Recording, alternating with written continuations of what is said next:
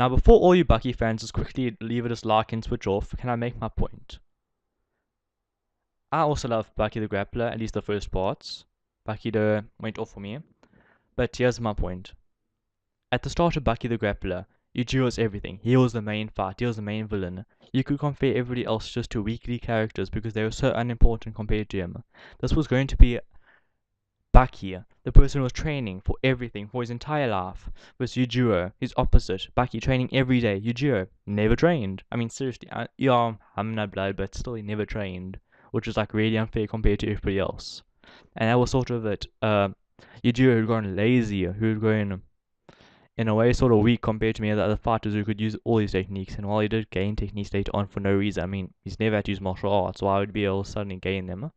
You still had this boy who was going to a man, who was going to fight his father, who was going to fight the evil of the Hamna basically, because he was the only other who he knew. And then he switched. The problem for me with Yujiro is there's no direction.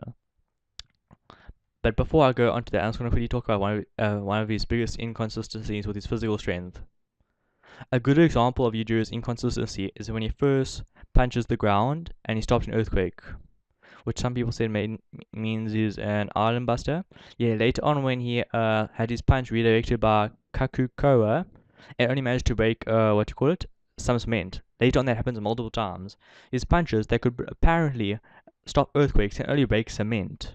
That makes no sense, especially when apparently he can tank lightning, which he did do, but also later on he could dodge it, so I didn't notice the first time. This is sort of a thing that goes on with him, and I'll keep on talking about now. When he got hit back with Coca-Cola, it only went one meter in the wall basically. It wasn't that much, but you could see I was scared about it, and apparently he was bleeding from it. I haven't read the chapter in quite a while, so I'm not that caught up on it. And to me, this, especially with all these other chapters, like he can see cancer, he can't get caught by cancer, is like Itagi's making these shock moments multiple times in this manga and in other mangas. Baki Dou also, characters will just suddenly gain the super strength for these shock moments that make no sense anywhere else. To consider it's just a bad joke for most of the time. Like you doing, like for example, knowing how to couple in martial arts perfectly, even though you never used it, and according to yourself would never ever need to use it. So how do you know it? Also, him knowing about the fighting community and a lot of people in the fighting community, like the Chinese assassin, which makes no sense, since if he was always looking for fights, well, I wouldn't fight the Chinese assassin. Like seriously, how does that make any sense? His entire thing is I want to fight everybody. Oh, I need a strike. I don't want to fight him. No, it's just not my mood. That makes no sense though. All the time he knew about Baki and Hamna for no reason. Baki and Hamna, when they were fighting, he somehow knew they were fighting, had some random helicopter and just busted in and started beating the poor kid, who this dude is, remember, 15, even though it looks like he's a 20-year-old. Almost swore there. I'm trying to keep this Christian channel. And he just jumped out the helicopter and went to them. All the time he knew that somehow Baki had fought a Yasha ape, then he killed the Yasha ape just to torment him. Like, how did he know that stuff? That's stalkerish, but even then stalkers don't know that much. I mean, this Baki went into the middle of the forest, and somehow he knew it. Somehow he knew what was happening. I mean, he's walking around the world doing nothing. That's what he's doing most of the time. He's randomly walking. That's what he's showing doing most of the time. Randomly walking or in some hotel doing something. Yet he knows the stuff. Yet he's still strong, even though he's never trained. And yes, he has Hamna blood, but Baki has Hamna blood. So why isn't Baki this powerful? Everybody says, oh no, Baki can't beat Yujiro because Yujiro has 40 years of experience. Baki fights almost every day. Baki has more experience than Yujiro has in his entire life in 1 year due to how many fights he has. Like seriously, except for when Yujiro was in the army there fighting against the Vietnamese and the Americans, he virtually never fights. Think about it. All this time we've seen him walking, he never fights anybody strong. Baki's constantly fighting people on his level. Apparently, Yujiro never had anybody in his level, except for when he ran away from Oliver for some reason. I mean, you said, no, I don't want to fight you now, I wouldn't be entertaining. So maybe he was just covering his ego and saying, nope, I'm weaker than you, but I want to fight you. I really have no clue. So does Itakaki. Redemption. Okay, let me just skip the part here. And you can't be fighting only strong people all the time, because basically they'll all be destroyed. I mean, think about Baki and his other fight with Baki. It destroyed so many things. If you had to fight people all the time, either everyone know he was, there'd be no strong people left because this was basically kill them all, or most of the towns and cities would be destroyed. They'd be broken. So it makes no sense. You create this character who's always apparently doing something, but he's never doing something. He's supposed to be the most active character there'll ever be in fiction. He'll always be apparently doing something, he'll always be going fighting something. He'll never be the reactionary, yeah? Yet he never does anything. This character is supposed to be the ultimate attacker. He's always supposed to be the predator, the one who's attacking, yet he never does anything. I think it was Baki who ended up calling Yujiro to, which makes no sense. Yujiro was supposed to be the outside threat coming in. He was supposed to be the slender man going to attack. For those who don't know, a slender man was actually supposed to be a person who would come in and attack. At least that's what the original Photoshop had done with him before, cinema ruined it.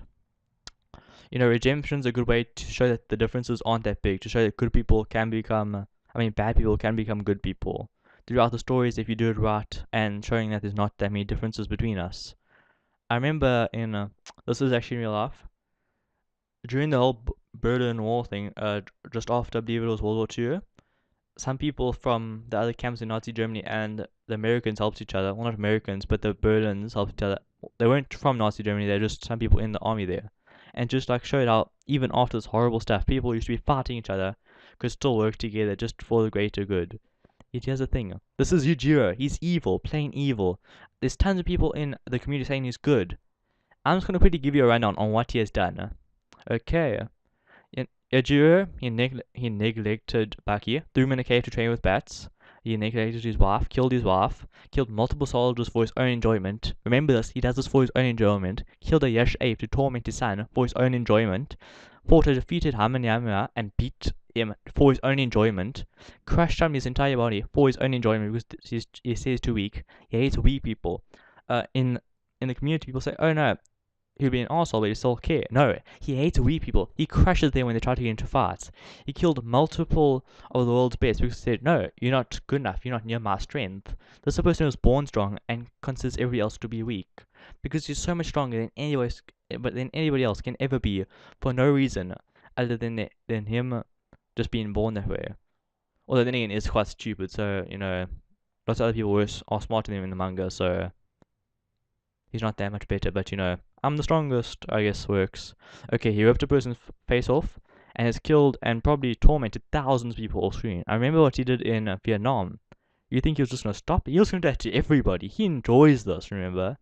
And yes, sure, there's the whole, he made friends with Muhammad for not going to World War II in Vietnam. He was in Vietnam, not World War II. He was in Vietnam. Why would you do that? He says everybody who tries to fight is weak. He killed the world's top martial artist boxers and all that because they're weak. And yet, who do you call it? And yet Muhammad Ali was also weak. So why would he care about him? He has no reason to care about him and think of him different than everybody else. It's just that Itagaki likes Muhammad Ali. So oh yeah, Yujiro cares about. No, he doesn't. He hates everybody who tries to think of themselves and being big because he's just so much bigger than everybody else. He's like Toriko at the start of the series compared to Neo. There's so much of a difference that it's a joke, and yet for some reason you make him care. That's not how it works. This man's the worst person ever, yet people are saying he's good, and Itagaki tries to make him good. He's a mass slaughterer. He's nothing but a child given omnipotent power in his world. He has no recollection for anything. He does not care. He will kill thousands and not care the next day. Yet characters like Baki think he's good. He crushed his own mother. He crushed Baki's mother and has done horrible countless things. Yet the series sweeps it underneath the rug as if he has done nothing. And that is the horrible thing. That is why he is a bad character. Itagaki has no clue what is going on. So he just writes this perfect bad man character. The perfect Freezer. Yet there's no redemption. No nothing. It's not a joke. All these crimes are real. And yet he sweeps it under the rug, because he has no idea what he's doing. He plans all these shock moments, but at the end of the day, he has no idea what he's going. What about the whole big father-son fight? Nope. Solved with a handshake. Seriously, that's just bad story writing. You can't conclude anything, so he keeps on doing it so he can make more money. Most of this Baki now, Baki Dou 2018, guess what? There was a sumo character that's super strong, that for some reason Yujiro and nobody else knows about. Wow, there was tournaments for stuff. There have been multiple tournaments in the series just to find strong people, yet somehow nobody knows about it. That makes absolutely no sense. Absolutely no sense. It just keeps on this nonsense, so I can keep on making more and more money. Go read King and Ashura. They have a sumo character who's 10,000 times better.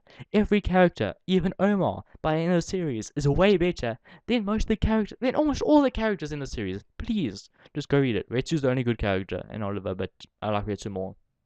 And both of them are dead.